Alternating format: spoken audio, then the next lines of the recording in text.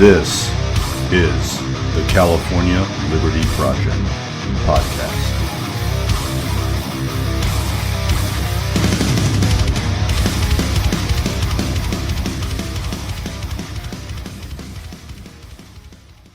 So I'm very excited to be joined by my guest today. The guest is Germinal G. Van of Oak Park, Illinois. And let me tell you a little bit about Germinal G. Van. This is an individual who has appeared on the Tom Woods podcast. That's how I became aware of his work.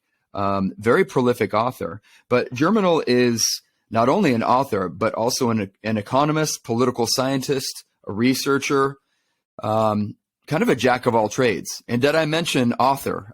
This individual has several works to his name, to his credit, and I'm looking forward to making my way through his catalog of books. His website is germinalgvan.com. So if you're interested in politics, political economy, economics, sociology, Germinal is someone that you want to look into, get his books. And his latest book, which is a 2-part volume, I believe, it is called A History of Wealth Distribution in the United States. And Germinal, welcome to the California Liberty Project. Thanks for having me, Greg. Appreciate it. Yeah, really glad to have you here. So let's get right into your latest 2-volume work, The History of Wealth Distribution in the U.S. Can you tell us a bit about essentially the main thesis of the book, and how did you stumble onto this line of research? Not stumble, but how did you become interested in this? Sure. So I've been always interested into the subject of wealth distribution because it is the most important subject that makes basically everyone involved. Like, everyone has an opinion when it comes to wealth distribution. You can ask anyone that very simple question: do you believe wealth should be distributed equally or not? And people always have an opinion. It's yes, which most people believe, or no, like, we don't believe that wealth should be distributed equally. But you will never hear someone say, I don't know, or I've zero opinion on that. No, people always have an opinion. So that's one of the reasons I've become very interested in the subject. And also because so many books have been written on the subject, but I haven't found a book that was written in a comprehensive fashion explaining the evolution of wealth distribution in the United States since colonial times up to today. People have written many books on the subject, but either they took like a specific period in history, or they just wrote from a very theoretical standpoint, like developing a theoretical framework, and then try to test their theory. So what I wanted to do was to explain the evolution of wealth distribution in the United States since the American Revolution, and then see how that has evolved. And the thesis of the book now is that capitalism does produce inequalities and monopolies. But the reason why is because capitalism is a system that is based on liberty. So if you go for liberty, people will be unequal. That's how it is, because you give people the freedom to do what they want, to pursue their self-interest. And in that kind of framework, some people will always outperform others. So that's what capitalism does. And but the result of capitalism is that it has increased the standard of living of people in general. And there is overwhelming empirical evidence showing that since the fall of the Soviet Union, the level of mass poverty dramatically decreased, basically since the 1990s, because all these former Soviet countries began to adopt a market-oriented economy, and as they started to apply free market principles, the standard of living of these people started to increase. They started to increase logically. So in the book, that's what I'm explaining. I'm explaining that wealth distribution has been unequal in the United States because the United States is the most capitalist economy in the world. Yes, but although it has been distributed unequally since the get-go, the standard of living in the United States is the most advanced of all. We are the most powerful nation on earth for a reason. Because if it wasn't for the capitalist system, the United States would not have the leverage that it has today over the world. So, yes, capitalism produced inequalities and monopolies, but it also produced a higher living standard even for the poorest members of society. So that's what I'm saying. Like, so when you look at the pros and the cons of capitalism or the free market, the capitalism and the free market have more pros than cons.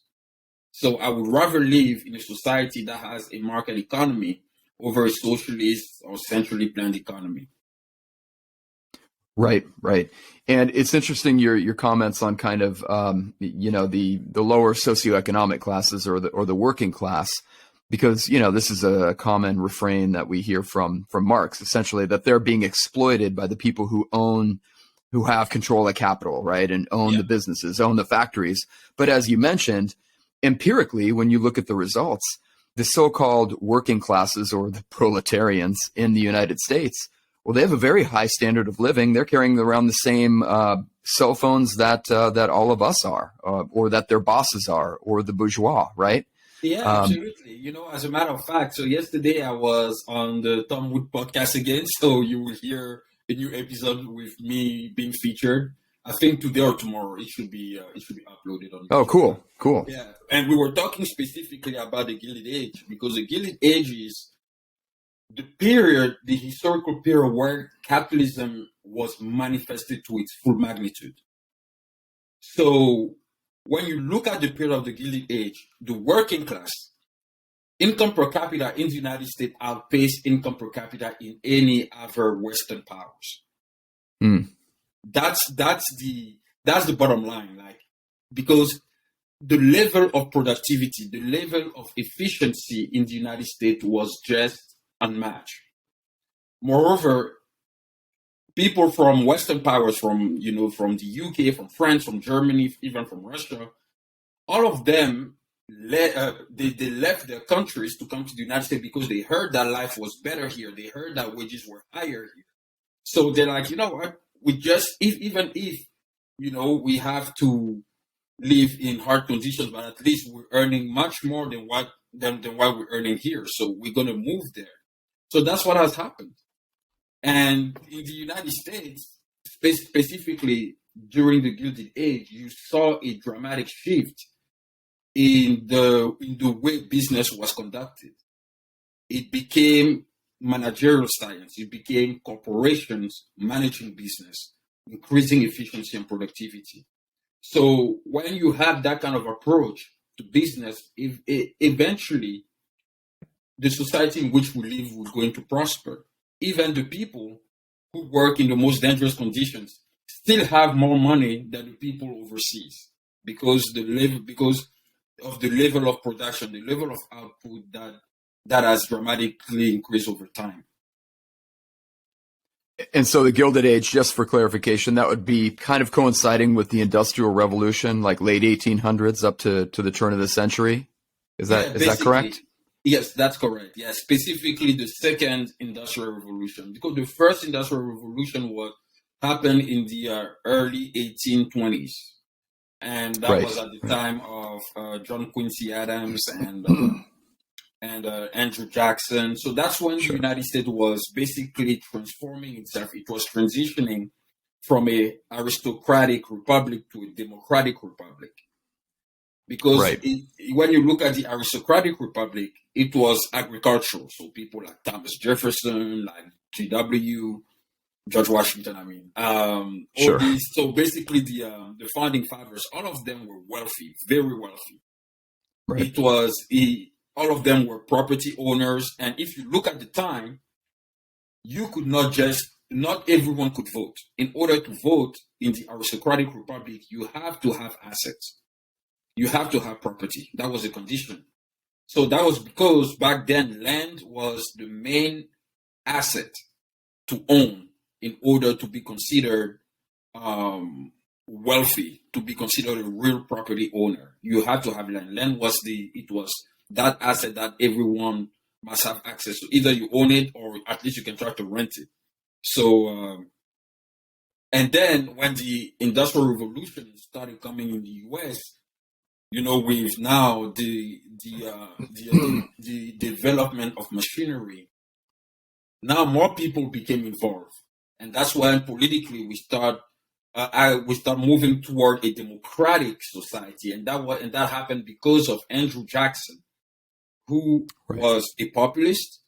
He resented the upper class because he was born and grew up in very difficult conditions. He was typically a self-made man, and he appealed to the working class. He's the one who gave to every white male over the age of 21 the right to vote, no matter their economic background, their social background. They say, hey, you're an American citizen, you can vote. So that's when now, the Democratic Republic started to take place. So you see different social classes being involved in the political discourse, being involved in the political system. So, and that's what carried on even in the Gilded Age, and it became even more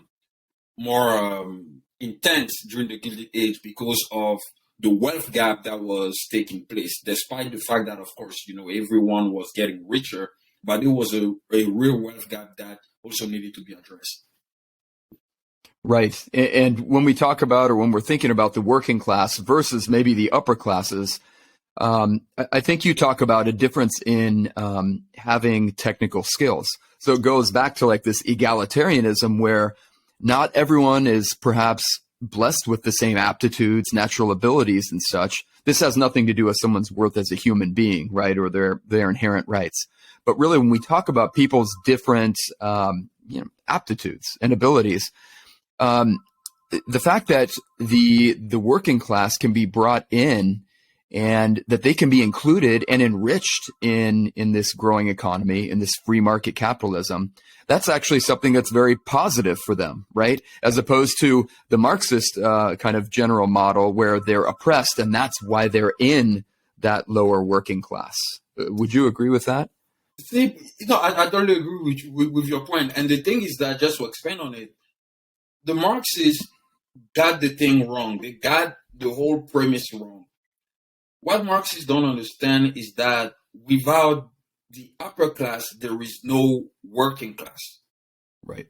Because, and I explained that in the Tom Woods show, in order to have a working class, you need to have an upper class that will employ and remunerate those people who are working in the working class.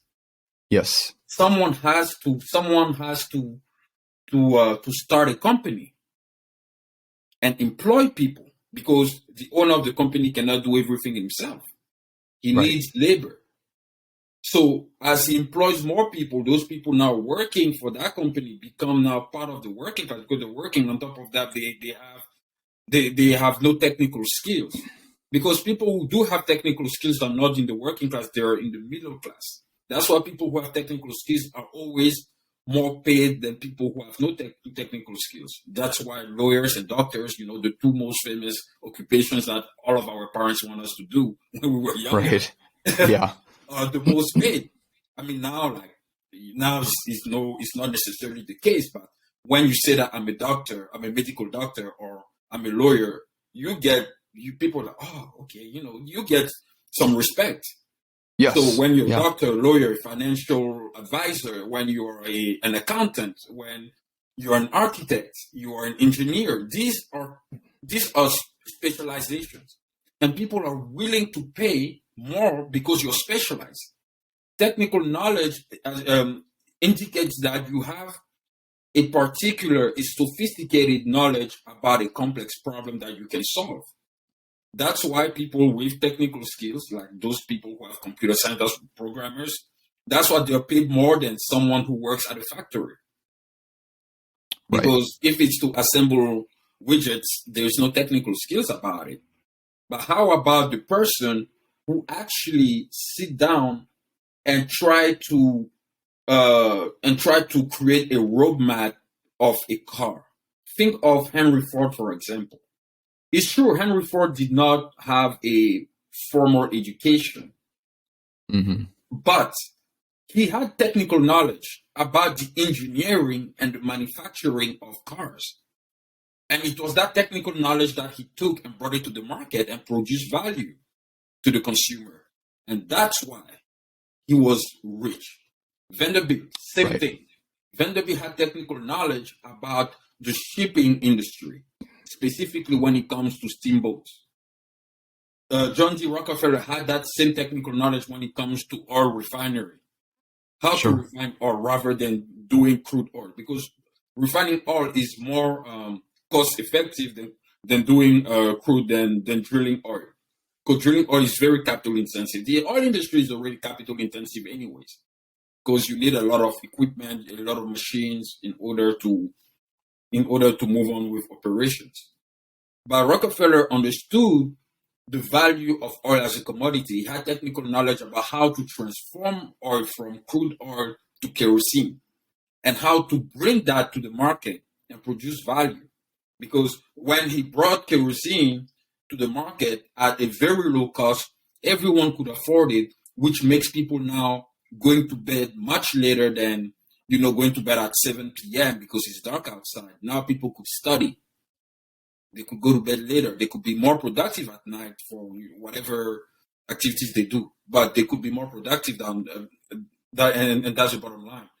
So, and this is thanks to technical knowledge. And then you have, of course, the owners of capital, the owners of property, who have always been the upper class. And the upper class, those are the ones who also create companies. So people who have technical knowledge, like lawyers and doctors, and the upper class, those who own property, those are the ones who create the working class. Okay, so I was explaining that what Marxists got wrong about the theory of exploitation is that they believe that the working class is the most essential class because they're the one that create value. Although they were true essential, but the working class would have not existed without the upper class, because the upper class is the class that has the resources, the means of production, the capital to employ those who do not, put them to work and pay them for their work. So, and on top of that, the working class doesn't have technical skills. Assembling widgets is not a technical skill. Anyone can do it. Sweeping floors, anyone can do it. Digging ditches or so forth. Yeah. Exactly. Anyone can do it. But people who are lawyers, doctors, as I was saying, like all of our parents want us at some point to do one of the two. When when we go to college, study law, study medicine. Because these two, and even like, whether you study finance or something else, they have technical skills, they have technical knowledge, because you have a technical knowledge about a complex issue. That's why you're paid more. That's why people who are lawyers, doctors, financial planners, financial advisors, hedge fund managers, accountants, architects, engineers, mathematicians, physicists, computer scientists, programmers, all these people are paid way more than people who work at factories, because they have technical knowledge. So when you have technical knowledge, you're automatically middle class. Right. You're automatically middle class. To be upper class, you need to own assets. Sure.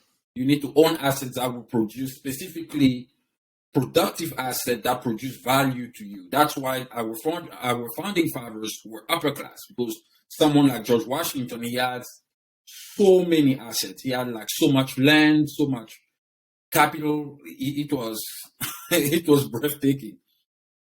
And yeah, I think that's a really good way. And I'm sorry to jump in there, but I like how you've explained it essentially, because it's a nice encapsulation of, yes, we're talking about classes, and sometimes I shy away from using the term class, but again, I like the way you're explaining it, because I think in a more modern capitalistic society, since the Gilded Age and beyond, these classes are more fluid, right? So you can move from one class to another. For example, the working class that you just described to the kind of technical middle class.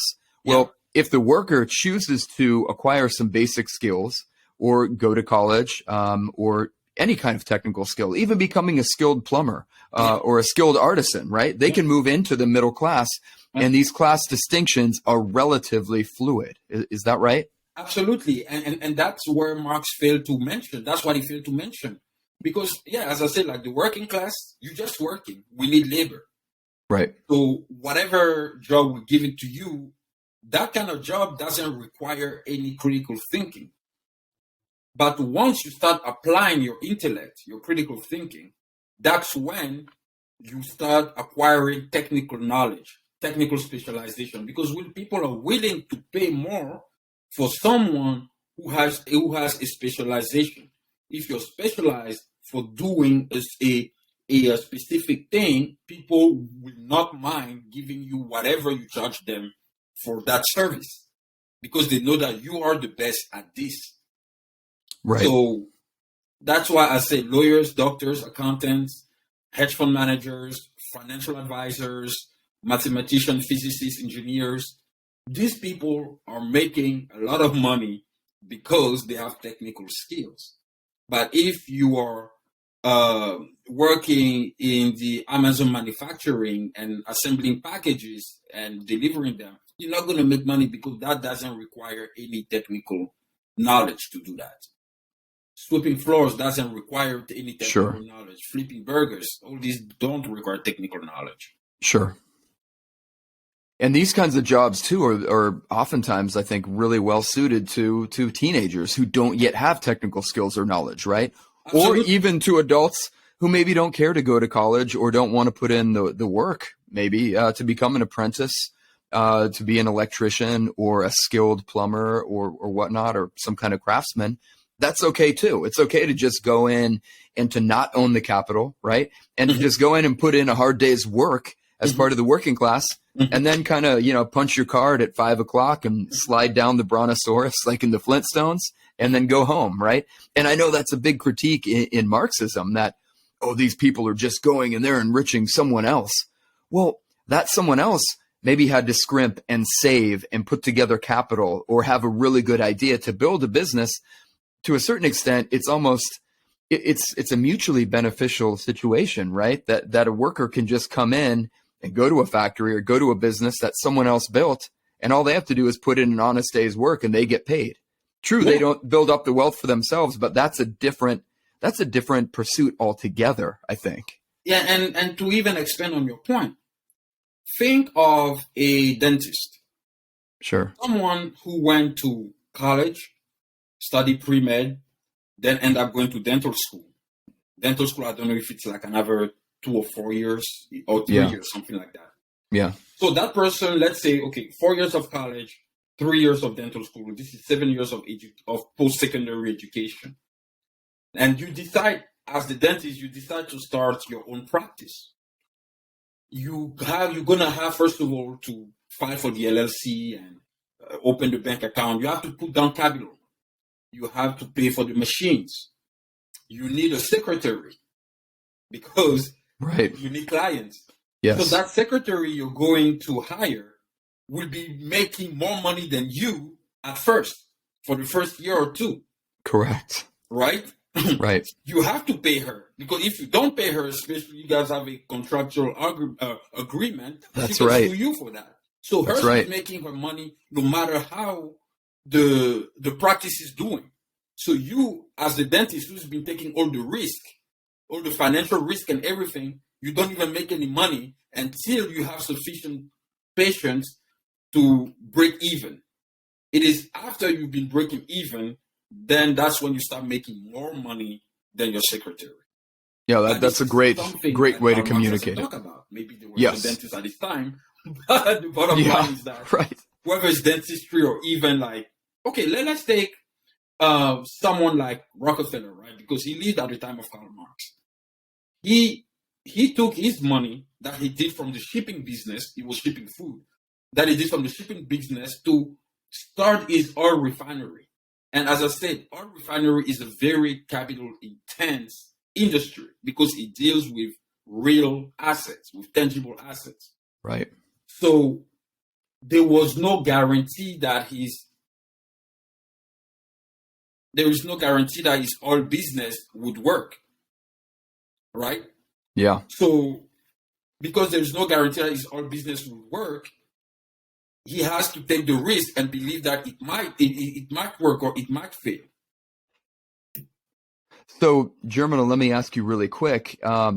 Where can people go to find this book? I mean, these are great topics. We could probably talk for 2 or 3 hours straight about this. But if people wanted to find the history of wealth distribution in the United States, where should they go to get that book? So that book is available on Amazon and also on the website of my publishing company. So far, Okay. So Amazon is my supplier. So I'm working with Amazon so far. Whatever book that is published is available on Amazon automatically. So that's where they can find the book. So it's 2 volumes, volume 1 and volume 2. Very cool. Yeah. So everyone go and check that out for sure. You can get it on Amazon or at germinalgvan.com. No, this book is available on GGV Publishing Company. Okay. .com. Yeah. Very cool. That's the email of that's the website of the publishing company. Cool. Okay, perfect. So let me ask you then, switching gears a little bit, how did you get into writing books and prolific? I mean, how many books do you have to your name at this point? I have 26 because wow. The history of wealth distribution is in 2 volumes, so it's 26. But normally it should be 25, but okay, we'll count it as 26. Right? Yeah, 26. Yeah. So what's your writing process then in terms of doing your research, putting together these books? Tell us a little bit about your life as an author, your process.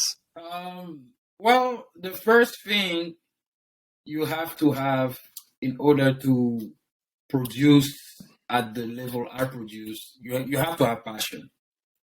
You need to be passionate, right. Really passionate about it. And when you have that passion, you need to be disciplined. Those are the 2. When you combine these 2, the rest flows on its own, to be honest. So the way I do is that I usually think of a topic that interests me. And then once I'm interested, the very first thing I do is to open a Word document and I start drafting the abstract. Mm-hmm. And drafting the abstract already gives me a precondition to commit to the book. So I write the abstract, and once I see that the abstract is pretty nice, then I develop an outline. And once I develop the outline, that's when I know that I'm going to write the book. Yeah. It becomes a little bit more official at that point. Yeah, it becomes official. And it's really a matter of minutes. That's a funny thing. Like, wow. It's really a matter of minutes. Like, I write the abstract, I write the outline, and that's it.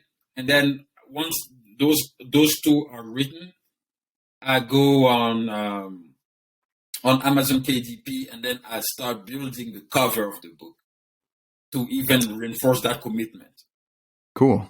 I build the cover, and once the cover of the book is pretty much built, then I know that I have to do it. I have to write it. Yeah, right. And the way now I do is that when I write, I try to write every day, and especially every day. I don't necessarily have like a quota. I don't need to have a quota, but it's more about like, okay, I'm planning to just do what I have to do for that very day. Until that is done, I won't get up to do something else.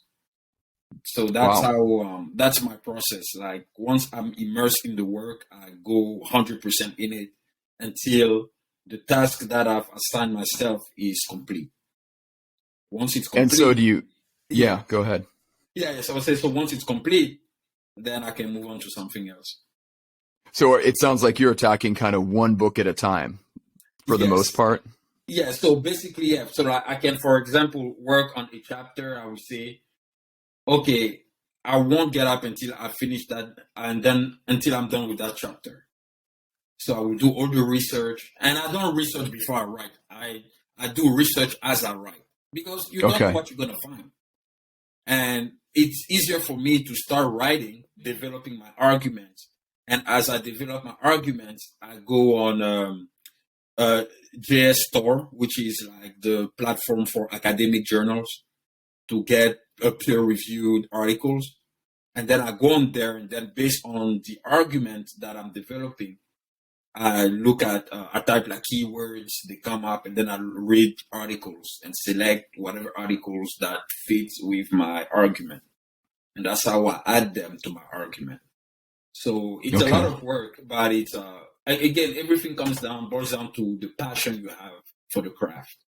If you're not passionate, if you see it as a chore, you're not going to be successful in it. You have to do it because you love it.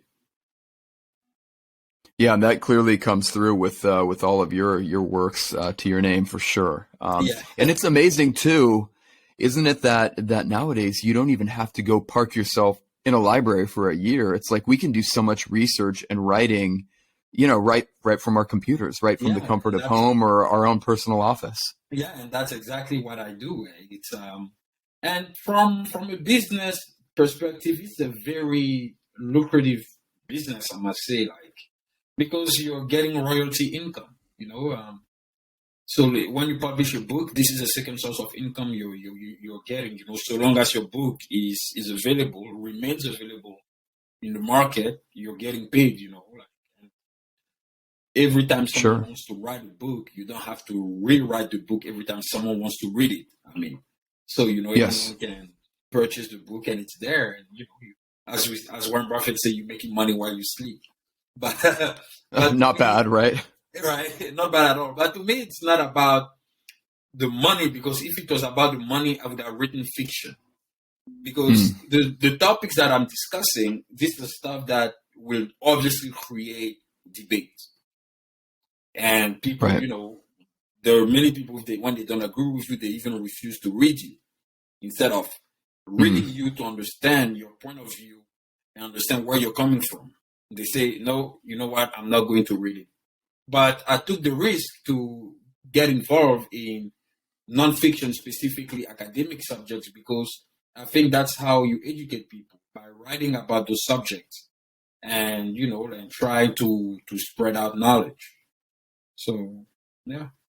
Have you had interest from some maybe more left-leaning shows, or, people who disagree with your politics, economics, or whatnot? Have you been on other shows where they've kind of debated you or tried to kind of probe at your points? I've been to a few. People don't really invite me, but I'm also not. I don't mind debating. I actually enjoy debating. Yeah. But it's just that people have a very bad approach to debating.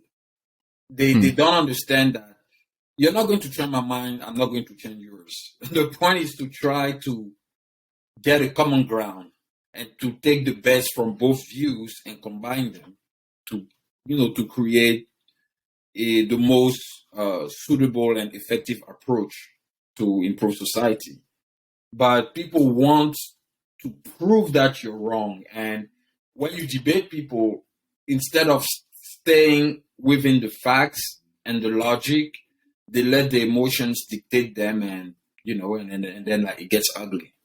So but I've been to a couple left-wing podcasts, and personally, people ask me, so long as we remain respectful, I have no problem explaining my views. So sure. Yeah. No, that's sometimes too where you can really reach, maybe, as you said, not the person you're debating, who might even be entrenched, I don't know, but a lot of times it's actually the audience member, or someone who's kind of in the middle, or someone who's just watching, observing. Maybe their mind could be changed. Maybe you're presenting a viewpoint that they'd never heard before. Yeah, exactly. Yeah, and that's very true. Yeah, so far, it's libertarians and conservatives that have invited me, but if a left-wing person wants to hear me out, I have no problem going on their podcast and presenting my views. Yeah. Well, excellent.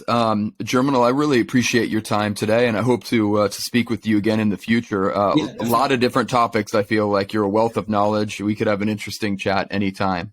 Definitely. Thank you.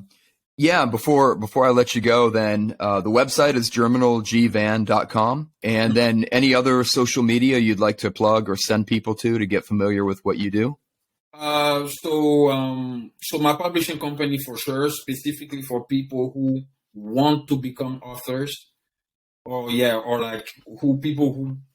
so my publishing company gives an opportunity to first-time authors, to people who want to publish their books, because I know that getting to the publishing world is not easy. Getting published by a very well-established publishing company is not an easy task. So my publishing company is there to publish people who already written the manuscript and they need to get published. I'm here to supply them that service. And people can also find me on LinkedIn, on Instagram, Facebook, Twitter, even Amazon too. They can follow my profile on Amazon. Oh, cool. Yeah. And what was your publishing company's website again that you mentioned? It's ggvpublishingcompany.com. Okay. Yeah. Very cool. Well, Germinal, I really appreciate your time, and thank you for coming on to the California Liberty Project podcast. Thank you very much, Greg. Appreciate it. Yeah. Take care. Thanks. This has been the California Liberty Project podcast. Make sure to subscribe, share it with others, and follow us on Instagram and Twitter.